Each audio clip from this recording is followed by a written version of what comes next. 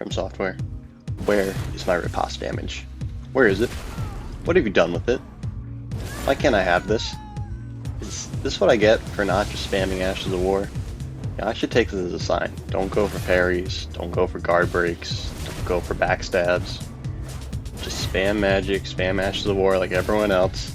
Yeah, here we made a compromise. Michael Zaki said you could have every other riposte. That's the best I could do for you. And you know what? I'll take that. And this has been happening to me a lot lately. I had a session the other night where it was like 3 invasions where I got a riposte, I got a parry, and it did no damage, and every time it just kind of screwed me over. That was just a skill issue on my part on that one. Even if I didn't get the damage there, it probably wouldn't have made much of a difference. But it's something I don't really hear a lot of people talk about. I guess not enough players are going for parries or backstabs that that it comes up a lot. But I think it's still something that I'd like to see addressed. Now, I've been told that it's a latency issue sometimes. Like on your screen, you get the guard break, you get the critical, but on theirs it rolled out of it. So, that's something that probably can't be fixed, at least in terms of that issue, unless you do an overhaul of the entire netcode, which isn't going to happen. But it also seems that if you take the littlest amount of damage, you get hit at all while going for for a riposte after a guard break or a parry, you won't get it, it'll bug out and deal no damage. And it just really sucks. It's so disheartening. It always seems to happen at the worst time. Like it totally would have, you needed that parry, would have changed the course of the invasion, and you don't get it. It's a bummer, but is what it is. So now that little rant's out of the way, I just wanted to seethe about that a little bit, cope a little bit. I just got 2 pretty long, annoying invasions that I'm ranting about. That was just a really stupid play by me. I was kind of like, I wonder if I could backstab that. You can't, unless I had the poise to tank the first part of it. So this is my Quality Faith build. It's got 38 poise, which isn't doing you many favors. And Great Bow, MVP of this invasion. The best thing ever for passive players. So I'm basically playing a shooter. I can barely even approach these guys because they have just so many big area of effect Ashes of War. Like that Bike Sphere user, he must use that Ash of War, I don't know how many times, like 50 throughout this invasion. This is about a minute invasion. I cut it down to like 5 though. Thankfully that blue, he had the get-go, had a little bit of get after it in him, actually doing his job, just wasn't, standing there grouped up with the rest of them. Otherwise, this would have made this invasion much worse. Oh, and then, I don't know if everyone knows this, but, people can block your Great Bow shot, but if you shoot near them, as opposed to directly into the shield, it'll still deal damage to them. And absolutely big brain play. The smartest Elden Ring player, 0 FP, still just spamming that Ash of War. He needs it. Like, he's just put that Ash of War right into his veins. He can't get enough of it, which is just keeping me away. So, playing really passively. I cut out a lot of parts of this, which is just me retreating back, to bolus up, them throwing consumables at me still shooting the the Great Bow at them. And it's such a bummer how powerful Ashes of War are in this game. Whatever, old topic. Oh, that was actually kind of nice play. I mean, it looked like a free aim, so big ups for that. Or it could have just been the tracking on it. Once again, no FP, but he popped a Starlight Shard at this point, which, just when you thought I ran him out of FP and I'd be able to actually engage. So I ran out of arrows at this point, had 30 of them, which went surprisingly fast. And then, so he seems to cool down with the Ash of War. I'm able to approach him a little bit. Other player has Reduvia, which is another all-time annoying Ash of War. And this, I thought I would have been able to take him out. Did not get the damage that I needed there, which is so disappointing, especially on a really frustrating invasion like this, where it's like, you're giving it your all. And I've made a couple mistakes here. I took some unnecessary damage when I tried to backstab the Black Flame Tornado. I should have just hung back and regened instead of drinking a flask after I killed the blue. You know, could have saved myself another flask, but you know, I guess it's a good thing about watching your videos back. You know, see what you did wrong, try to see what you do differently next time. A little side note here, using the grape bow has made me much better at shooters. Like, it used to be a big, you know, not even a running joke, but it's just me and my friends always joked around about how bad I was at shooters. But since I started using the grape bow, like, my aim has gotten significantly better, which is pretty funny. You know, I was always the weak link, but I could actually hold my own in a shooter now. You know, if I'm on that battle bus, you don't want it. You don't want it in Fortnite with me. And I choked so hard here with the parry, and this is just like a certified low poise moment. Stunned by the double daggers, so disheartening. Like, I hate myself for choking that hard. Especially when you give it your all like that. Such a long, drawn-out invasion.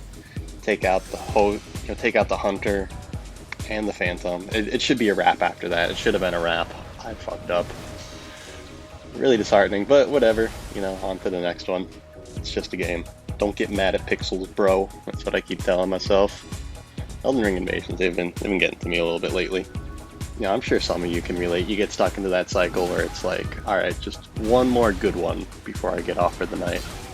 Especially now with how low activity is. It's like, I don't know what happened. Like, activity's really just taking a nosedive. It's kind of strange.